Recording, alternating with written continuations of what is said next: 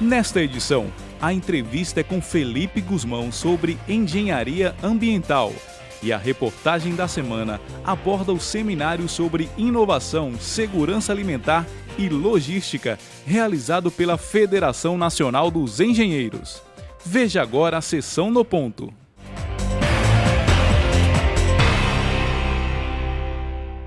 A Lei 13.467, de 2017, instituiu a chamada Reforma Trabalhista, que fez mais de 100 alterações na CLT.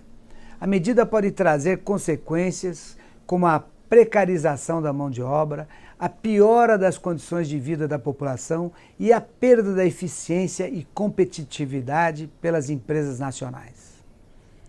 Entre os prejuízos para o trabalhador está a legalização da atividade intermitente, que transforma o trabalhador em mercadoria a ser vendida por hora.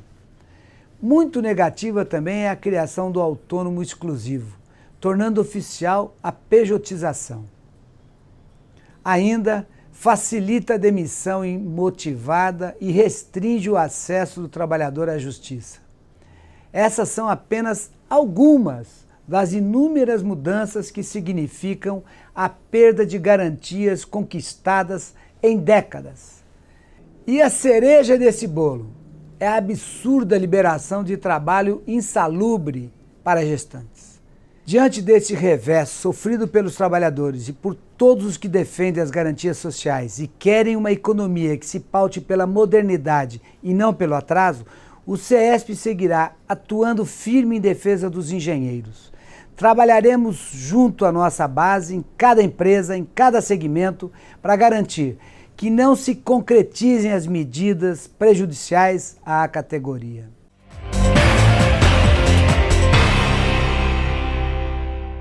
Prezadíssimo telespectador, começa agora mais uma entrevista do Jornal do Engenheiro na TV, uma realização do CESP, Sindicato dos Engenheiros no Estado de São Paulo. Tema de hoje, vamos falar sobre poluição ambiental, porém, sob um aspecto que é difícil a gente ver tratado nos veículos de comunicação. E quando a poluição, ela tem aí o seu aspecto no quesito micropartículas. Como combater essa poluição? Para conversar conosco, estamos recebendo Felipe Guzmão, que é oceanógrafo e tem a especialização em engenharia ambiental. Felipe, é um prazer recebê-lo aqui no nosso programa. Felipe, você estuda um assunto interessante que no Brasil não se fala muito, que é a questão das micropartículas de plástico no nosso meio ambiente. Conta um pouco o que é esse seu estudo e o que é uma micropartícula. Bom, os microplásticos, eles são nada mais nada menos do que detrito de plástico, assim como um detrito de plástico grande, né? A única diferença é que eles são partículas muito pequenas, né? A definição do microplástico eles são partículas menores que 5 milímetros de tamanho. Bom, as origens desse microplástico são diversas, né? Elas podem ter uma origem direta, como por exemplo, pellets de plástico, que são grânulos de plástico utilizados para fazer os produtos de plástico na indústria. Então, se esses grânulos são perdidos no processo de transporte, etc., eles podem ser transportados e entrar no ambiente. Outra fonte de microplástico é, por exemplo, aqueles esfoliantes de cremes, cosméticos, pasta de dente, sabonetes. Aqueles grânulos, eles são, na verdade, nada mais do que plástico, e uma vez utilizados já estão direto dentro da água. Mas esses microplásticos também podem vir da desfragmentação de detrito de plástico maiores. Então você entra uma partícula de plástico, um detrito grande no sistema, com o tempo ele vai estar exposto ao efeito de temperatura, luz, etc. E ele vai quebrando tempo, estou dizendo há muito tempo, décadas. E ele vai formando pedaços pequenininhos que podem formar esses microplásticos.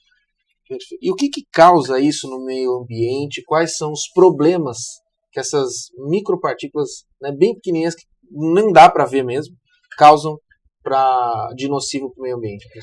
Bom, os microplásticos eles causam os mesmos problemas do que um detrito de plástico grande, tá bom? Então, uma vez entrando no sistema, no meio ambiente, eles vão ser algumas características do plástico fazem com que eles se tornem um problema. Por exemplo, eles têm uma baixa densidade, então eles são facilmente carregados, tanto por vento quanto pela água. Então, uma vez entrando no sistema aquático, por exemplo, num rio, ele vai ser carregado e vai tender a ir para o oceano. Uma vez chegando no oceano, eles vão ficar em suspensão, tá? Eles não vão afundar. Alguns vão afundar, dependendo do tipo de polímero, mas vai ficar ali. Então, ele vai ficar por bastante tempo ali. Então, o que acontece com esse plástico quando ele chega lá? Esse plástico que chega no ambiente, ele vai tender a concentrar contaminantes que estão ali presentes no ambiente, como, por exemplo, pesticidas, metais pesados, etc. Mesmo que a concentração desses contaminantes seja baixa no sistema, o plástico vai ter a capacidade de aderir a essas moléculas de contaminante na sua superfície. Quanto mais tempo esse plástico está no ambiente, mais tempo ele vai ter para aderir a esses contaminantes na sua superfície. Bom, e daí, ficando ali em suspensão, os organismos que estão ali no ambiente aquático, eles podem se alimentar dessas partículas de plástico. Quanto menor a partícula de plástico, mais fácil do organismo se alimentar, mesmo que seja por acidente. Ele vai comer junto com o alimento que ele está se alimentando. Então, esse plástico vai tender a entrar dentro do sistema do organismo, e uma vez dentro do tubo digestivo, com alteração de pH, de acidez, temperatura, etc., pode fazer com que esses contaminantes saiam da partícula e sejam acumulados no organismo que se alimentou daquela partícula. Então, é como se o organismo pudesse estar se alimentando de pequenas pílulas de contaminante, pílulas de poluente. Tá? Então, esse é um problema bastante sério. Outros problemas, daí que você para pensar, quanto menor for a partícula, menor os organismos que vão poder se alimentar dela, né? E, no caso específico dos microplásticos, você tem o risco de o que a gente chama de magnificação na cadeia trófica. Então, um organismo que está lá pequenininho, está lá na praia, está lá no plâncton, né, em suspensão na coluna d'água, ele vai se alimentar dessa partícula, e daí vem um organismo maior e se alimenta dele. E o que acontece? Esse plástico pode ir passando de um nível trófico para outro. E, infelizmente, quem está no topo da cadeia trófica do planeta somos nós. Então, em última instância, isso pode chegar a nós. Eu acho que é isso. Existem, e uma vez entrando no sistema, é difícil de você conseguir tirar ele. Então, ele é um poluente que, recentemente, né, as partículas de plástico, microplástico, foram caracterizados como poluentes persistentes. Então, eles entram em categorias como outros pesticidas que, uma vez entrando no sistema, é bem difícil de você conseguir retirar. Os microplásticos tão aí difíceis de serem identificados e combatidos, eles já têm pesquisas que aí nos dão real dimensão desse problema? No Brasil, como é que funciona isso? No mundo? E onde a sua pesquisa se insere? Bom, há mais ou menos 10 anos atrás, um pouco mais, começaram os primeiros estudos com a pesquisa com microplástico específico. A gente, historicamente, o foco na poluição com plástico foi no macroplástico, foi em detritos grandes, tá? Que são relativamente mais fáceis de você monitorar. Por quê? Porque você consegue ver eles, né? Alguns anos atrás, começaram algumas pesquisas com esses microplásticos, principalmente em suspensão na coluna d'água. E daí, começaram a ver a quantidade de plástico que estava ali. Então, isso começou no mundo inteiro, começando a se fazer monitoramento de microplástico em diversos ambientes, em praia, em ambientes marinhos, em alto mar, e começaram a ver que o problema era muito, muito grande, que a densidade era muito, muito grande de plástico e que estava em tudo quanto era lugar, né? Em todos os ambientes do planeta. E esses plásticos que eles encontravam eram diferentes, e que a gente encontra no monitoramento também, são de diferentes tipos. Tá? Não é só o grânulo, não é só o pedacinho. Um dos problemas mais sérios hoje são fibras de roupa, fibras de plástico, fibras sintéticas, como essa camisa, tá? como o assento dessa cadeira. Eles vão soltar fibras sintéticas que vão entrar no sistema. E a gente vê que essas fibras estão disseminadas. Então, no mundo inteiro estamos fazendo monitoramento. Aqui no Brasil também estamos fazendo monitoramento. Lá em Santos existem vários estudos feitos, né, por nós da Unifesp, pessoal da USP, com a poluição principalmente com pellets de plástico, né, na Praia de Santos, e as concentrações são bem altas, né? Então a situação da Praia de Santos, onde ocorre a pesquisa, é uma concentração alta de microplásticos. Concentração alta. A gente sabe, comparando com outras praias do mundo, né, que é uma concentração relativamente alta. Mas não só de microplástico na forma de pellet, de outras formas também, fibra, etc. Então a gente tem uma boa ideia hoje do como que está o problema. O que a gente falta entender são as consequências dessa poluição. A descrição, a gente ficou bem nisso. A gente já possui técnicas, inclusive, utilizadas por um engenheiro de materiais para descrever qual tipo de polímero faz aquela partícula de plástico que você pega no ambiente. A gente consegue fazer isso. O problema é ver essa interação com os organismos e conosco para saber quais são os impactos disso. No próximo bloco eu quero ir mais a fundo em relação aos impactos no ser humano que pode se alimentar desses animais aí, cheio de microplásticos nos seus organismos. E também vamos falar do desafio de combater este problema ambiental que tem aí a sua característica de ser micro, mas com consequências aí muito grandes. A gente volta daqui a pouquinho, não saia daí.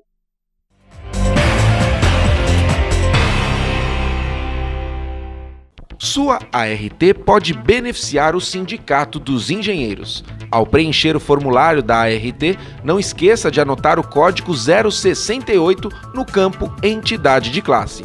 Com isso, você destina 16% do valor para o CESP. Fique atento, o campo não pode estar preenchido previamente. Apoio Cultural, Conselho Regional de Engenharia e Agronomia do Estado de São Paulo.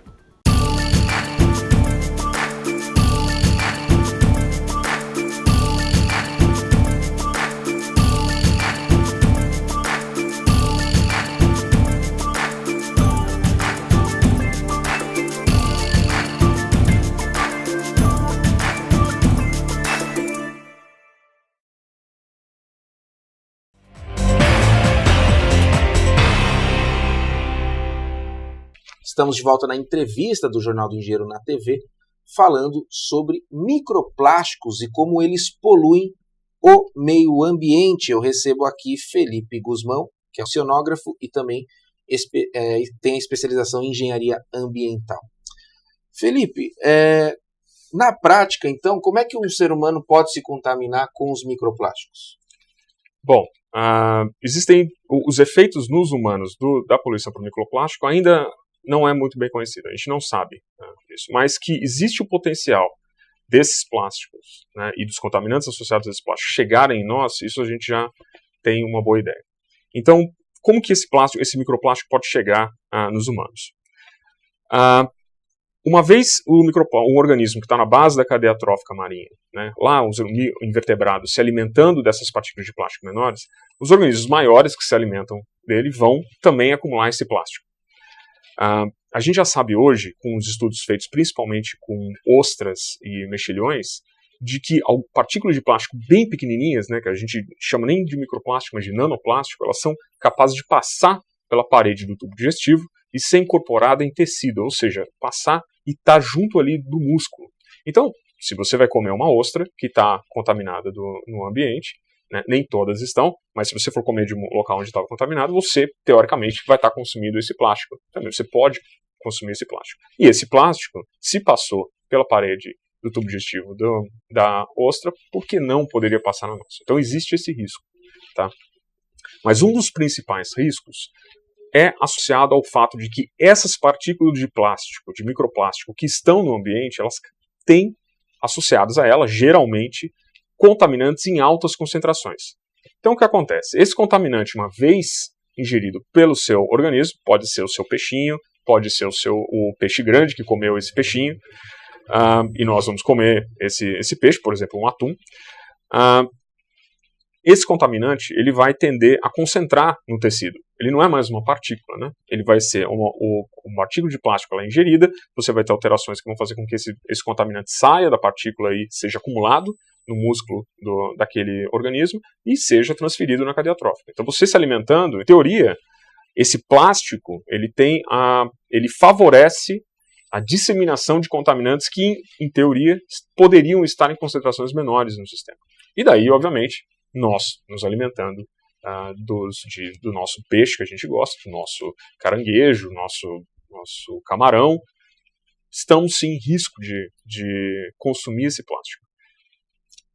Você disse das fontes dos microplásticos, né? Primeiro é quando eles são ingeridos como matéria-prima na própria indústria, né? Isso. Ou seja, aí cabe à indústria ser fiscalizada e ter consciência desse material ser bem manipulado, né, para evitar as perdas, né? E você também disse a respeito dos plásticos maiores que com o tempo vão se degradando e se transformam nos microplásticos. Você tem notado, Felipe, uma conscientização para esse problema, tanto da parte da indústria quanto da parte da sociedade civil organizada, dos governos, para combater esse tipo de problema ou não? Existe algum programa para se combater isso? Bom, existe sim uma conscientização maior hoje sobre o problema do microplástico. Isso muito se deve ao grande volume de pesquisa mundialmente feito nessa área. Tá? Mas ainda temos sim o foco em detritos grandes.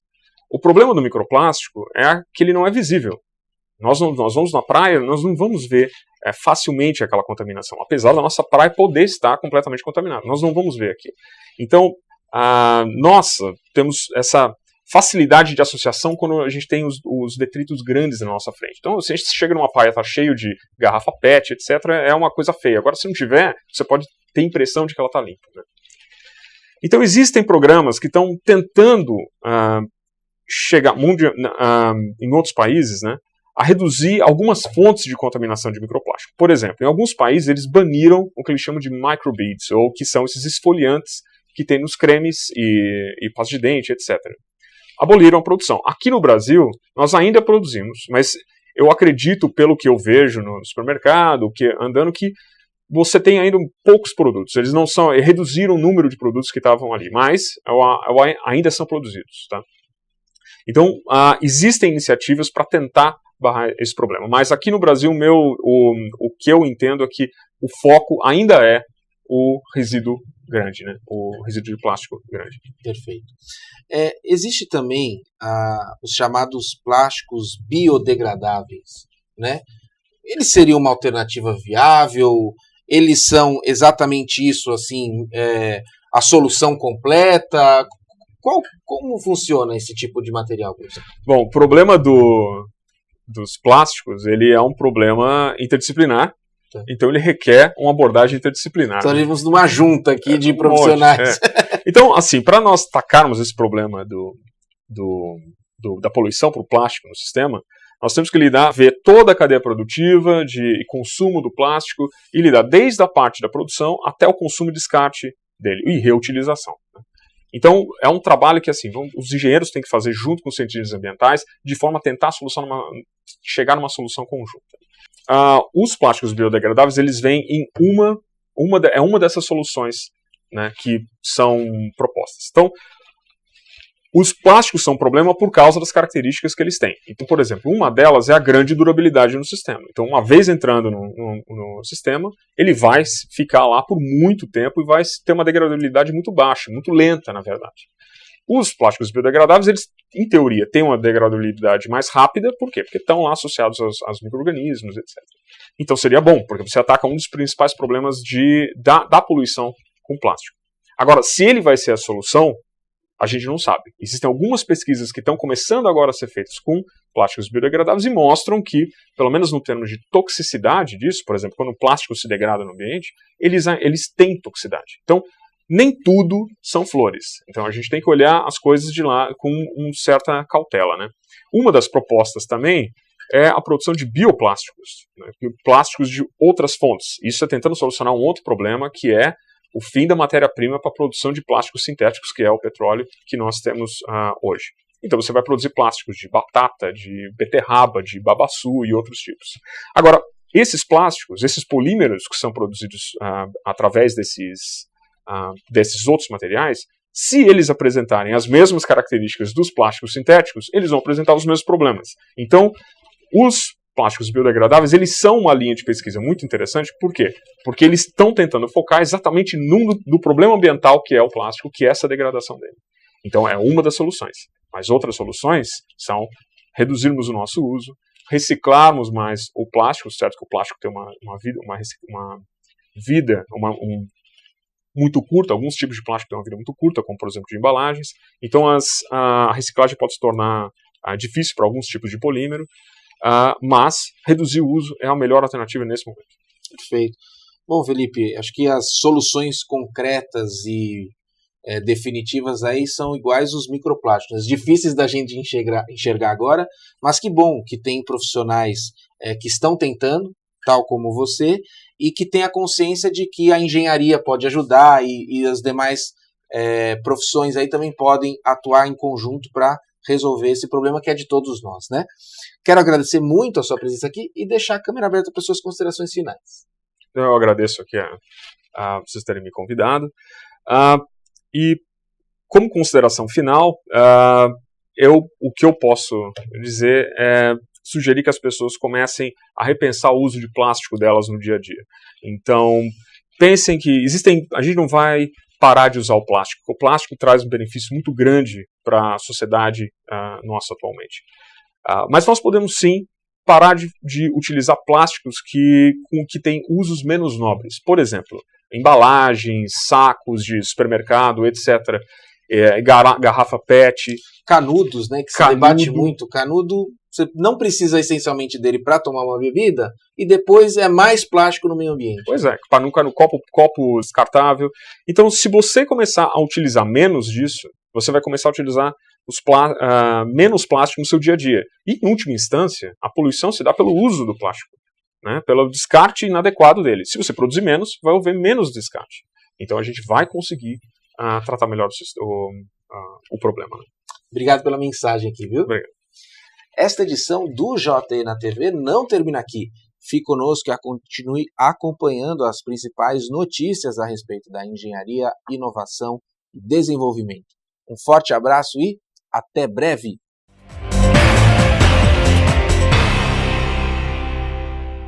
No dia 4 de agosto, ocorreu na sede do CESP o seminário Inovação, Segurança Alimentar e Logística. O evento é uma realização da Federação Nacional dos Engenheiros, juntamente com a Secretaria de Agricultura e Abastecimento do Estado de São Paulo. Então eu acho que é de uma importância muito grande que nós trazemos para cá debates como esse, que nós possamos mostrar para a sociedade, para a área tecnológica, que é possível discutirmos questões da sociedade na nossa entidade sindical. Porque quando a gente vem, a gente recebe sugestões, advertências, críticas e propostas que são decisivas para o aperfeiçoamento do nosso trabalho. Então, é uma coisa muito interativa. Parabéns à Federação, uma alegria à Secretaria participar desse evento. No Brasil, a agropecuária movimenta mais de 80 bilhões de reais ao ano, representando 25% do produto interno bruto. A cadeia produtiva que garante esse volume de recursos foi tema de um dos painéis. A cadeia produtiva de alimentos e biomassa, ela é atrativa de capital para infraestrutura, logística e de forma a solucionar todos esses gargalos que nós temos, seja em transporte, seja em armazenagem, seja em energia, seja na própria industrialização. Certamente a agricultura, a pecuária, traz um diferencial muito relevante nesse contexto mais amplo do termo agronegócio. O Brasil tem um grande espaço a ser ocupado, não somente no atendimento à segurança alimentar e à segurança dos alimentos para os brasileiros, mas principalmente como parte de um processo mundial, onde nós estamos indo rapidamente para uma população da ordem de 8 a 12 bilhões de pessoas, e haverá de se ter em conta a importância de se contribuir nesse processo de alimento para todos. O seminário também abordou o papel da engenharia para tornar as atividades do agronegócio ainda mais competitivas. Com todo o processo evolutivo da engenharia da produção agrícola, da engenharia da transformação do alimento em produtos processados, existe uma falta de informação muito grande junto à sociedade e essa desinformação ela traz uma confusão junto ao consumidor muito interessante, muito ruim. Nós também temos aí uma preocupação muito grande na logística que diz respeito às perdas nas atividades logísticas, né? Então a nossa estimativa aí é que o Brasil perde por volta de 2 bilhões, né, de reais por ano só com perdas de grãos. A qualidade dos alimentos também foi citada. O que nós vamos ter que fazer possivelmente para os próximos 50 anos o que o mundo fez em 5.000 anos. quer dizer, avançar na produção de alimentos para isso que vem aí. E isso só vai ser possível com desenvolvimento tecnológico. Para saber mais a respeito dos avanços da agropecuária no Brasil, acesse o portal na internet.